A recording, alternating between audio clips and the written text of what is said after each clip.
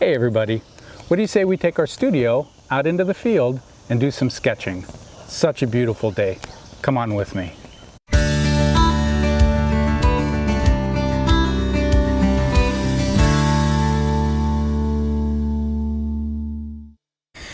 Hi everybody. As you may or may not know, I live full-time in Arizona, but I grew up in Ohio. My pop still lives here, and so I get home to visit him. And when I do, I always bring my sketch pad, my outdoor sketching kit, and I love to get out into the field. And so today I thought I'd take you down to Mill Creek, one of the places that when I was growing up I used to love to go and sketch. And it's a beautiful area in the middle of Youngstown, Ohio, and it doesn't seem like it gets a whole lot of use, but it's a great place to get down and see some amazing scenery and get some good sketches. That's very different from anything that I live around in Arizona. So let's go on, get out in the field.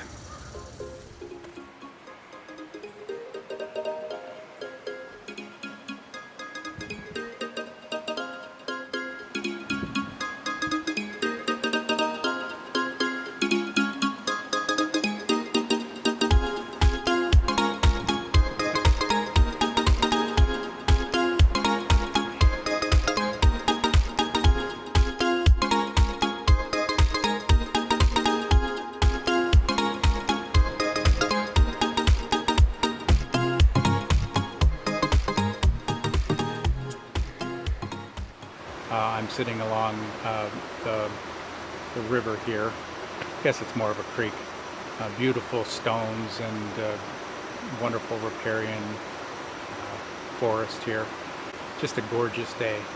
And so, unfortunately, I don't have my tripod and all that stuff with me. I've got this little one, and I was hoping that I could put it on this tree branch right there, but unfortunately, that's not going to work. So, what I've done is I'll show you what I've sketched and then let you know that I photographed it step by step along the way, and then I'll do a little voiceover and tell you what I was doing and show you what I come up with. I don't have my gouache with me, and so I can't touch it up the way I normally would, but I'll do that when I get back in the studio. So anyways, thank you for being here, and here's what I'm going to sketch today. Here it is. Beautiful spot. I've actually done this particular rock in an oil painting way back when, many years ago, and I think I called it Ancient Waters. And so I thought, well, let me try it in my new medium, watercolor. So that's what I'm going to be doing, and let's get started. Well, before I get into this too far, let me go ahead and talk about my tools. My drawing tools are very simple. I have a Staedtler Mars 2mm lead holder. It's a 2B, which is pretty soft, but any number 2 pencil will work. A Uniball I fine black pen, waterproof. The tip is a 0.7mm tip. It says it's fine, but it's really a medium. And then the Uniball Signo UM153, which is an opaque white pen, which has water-soluble ink in it. My brushes are a Rosemary travel brush, and I got this so long ago I really don't even remember what size it is, and she doesn't put her sizes on her brushes, so I can't tell you with that. If I find it, I'll put it in the description. The second one is a Dick Blick Squirrel Oval brush. Looks like it's a 1/4-inch brush, and the third is a Winsor Newton watercolor sable at size number 6. Any watercolor brush will work for you. Natural hair, synthetic, it really doesn't matter. Just find one you like and stick with it.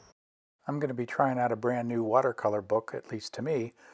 Kilimanjaro watercolor paper, 8.5 by 5.5, 140 pound. It's kind of a cream color, and I'm looking forward to giving it a try. Here's a picture of my laptop desk, so to speak, and you notice that it's just a little bit bigger than my sketch pad is, and on it I bulldog clipped my sketch pad, and so that it doesn't move around. And then I've got a couple bulldog clips in the upper right hand side that you see that have some magnets that are glued to them. Let me talk a little bit about these wonderful bulldog clips that I've glued some magnets to.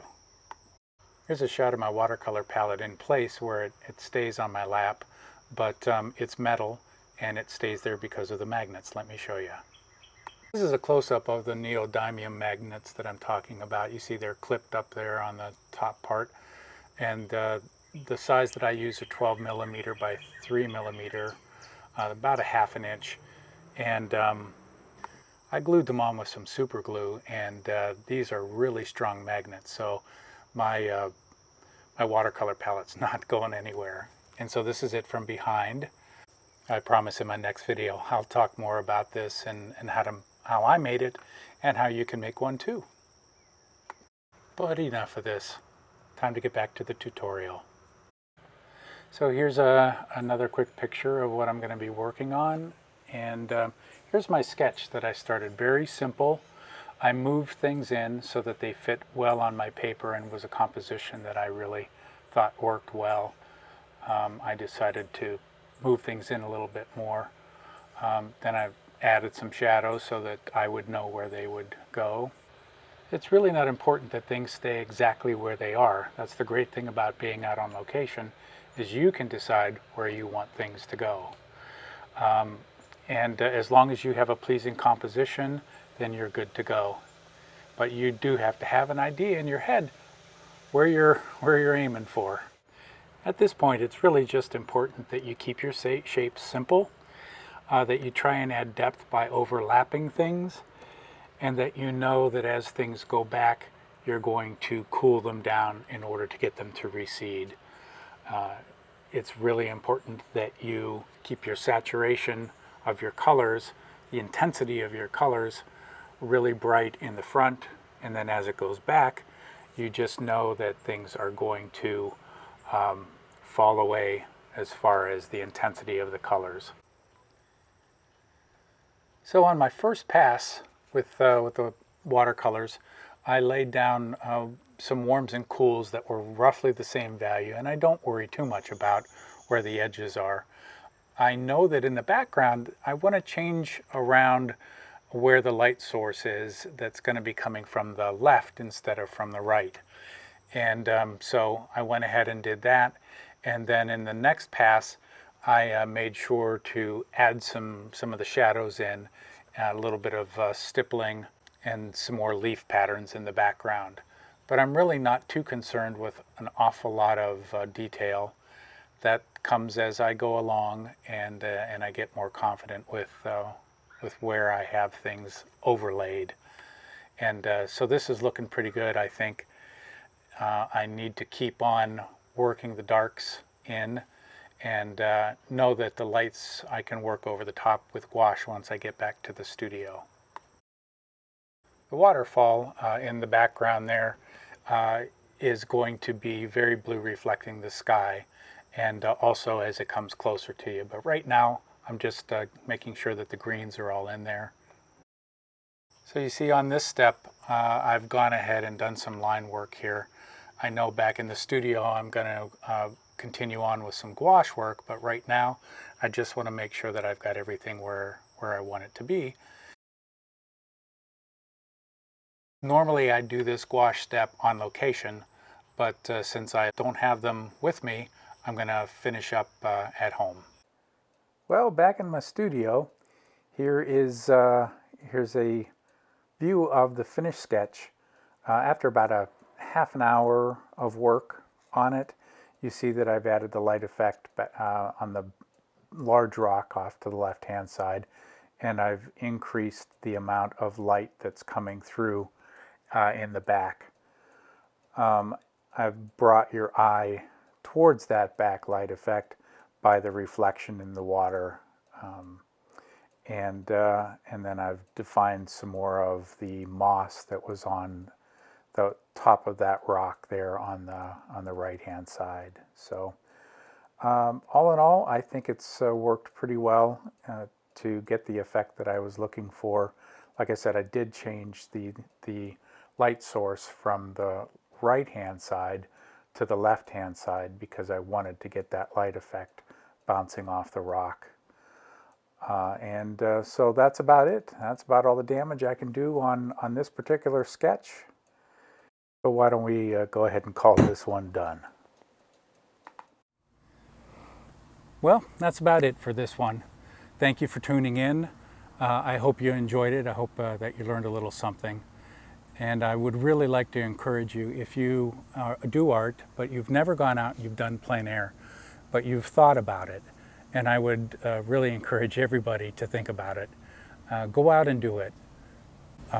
It takes a little while to get used to it. I always say that it took my first year in order for me to get used to the changing wind and the changing light conditions and all the people who seem to come up and want to see what you're doing. Very nice and want to talk with you, but it's a little bit of a distraction, so you just have to kind of get used to those things. But if you do that, you will be rewarded tenfold with great memories and wonderful sketches and art. And you'll remember so much more than if you just walked through and took a picture. You will be so happy that you did. And you'll become so much better of an artist. You make decisions faster, and you start to understand composition a whole lot better. Atmospheric perspective, you know, the distance, the way the atmosphere works going off into the distance.